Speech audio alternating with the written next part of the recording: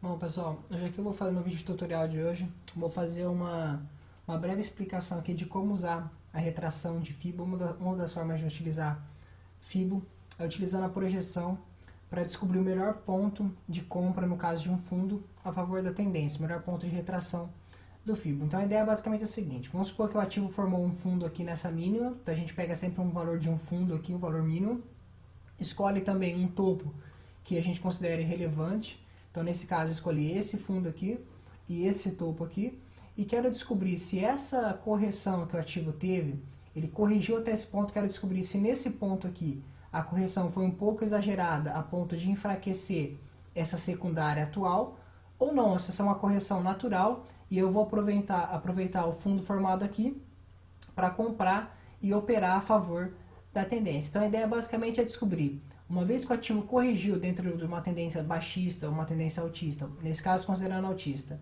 uma vez que o ativo corrigiu dentro da tendência, descobrir se essa correção foi suficiente para enfraquecer a tendência atual ou foi só uma correção natural e a gente vai aproveitar esse fundo formado para entrar na compra. Então o FIBO vai ajudar a identificar qual que é o grau de confiabilidade desse fundo aqui, no caso da tendência altista, que é o exemplo que eu estou dando aqui, mas serve para baixista também. Então, vamos dar um exemplo. Primeiro, o que a gente vai fazer?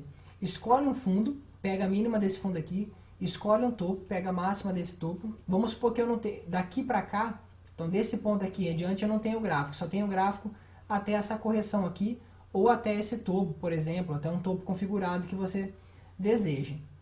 Então, deixa eu pegar aqui, por exemplo, você pega a mínima nesse ponto, projeta lá na máxima do topo. Nesse caso eu escolhi esse topo aqui com essa máxima, e você tem nesse ponto as projeções de FIBO, as retrações de FIBO, a primeira, a segunda e a terceira retração de FIBO. O que eu considero um topo de alta confiabilidade?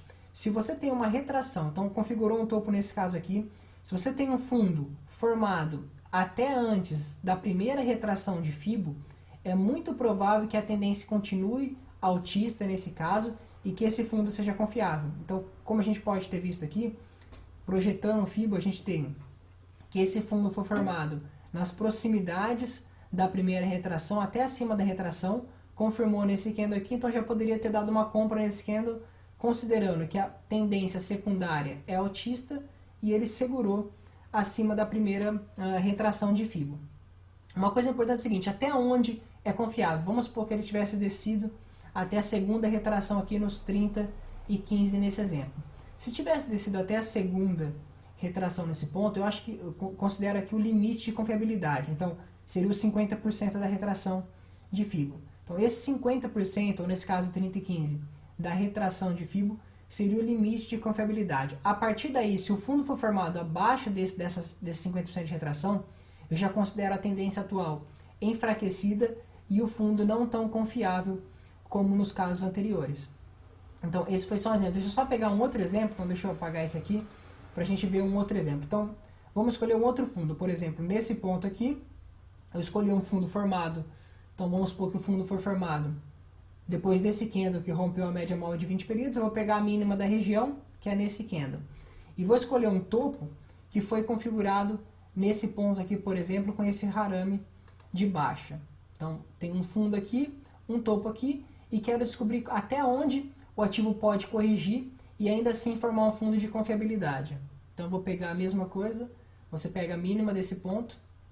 Eu acho que não precisa ser muito exato, você aproximadamente na mínima, pega o topo, a máxima nesse ponto aqui, nos 37,5, e a gente vai ver o quê? Então, a gente tinha o gráfico até essa parte aqui, a gente não tinha daqui para lá.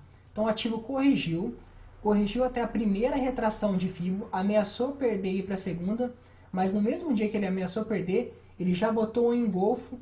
Olha só um conjunto de fatores. Botou um engolfo sobre a primeira retração de FIBO, que é o ponto ideal para a formação de fundo. Esse engolfo também aconteceu sobre a média móvel de 20 períodos. Então, essa compra aqui foi muito boa no ativo, que foi uma compra, deixa eu pegar o fechamento, mesmo considerando que você só teria entrado no fechamento em 36,13, e o ativo já bateu na casa dos R$40. Depois disso, numa pernada terciária só, no embalo só. Então, novamente, peguei a mínima nesse ponto, peguei a máxima nesse ponto aqui, tracei a projeção de FIBO e vou sempre olhar por um fundo formado na primeira retração de FIBO, que seria o fundo de maior confiabilidade, aproveitando essa secundária altista. Bom, qualquer dúvida vocês podem postar lá no fórum, que eu vou procurar esclarecer. Então essa faz parte de uma série de tutoriais sobre FIBO que eu pretendo postar no futuro. Esse foi o primeiro de como usar FIBO, no caso do FIBO Retracement, que é a retração de FIBO. Bom, por hoje é isso e até mais.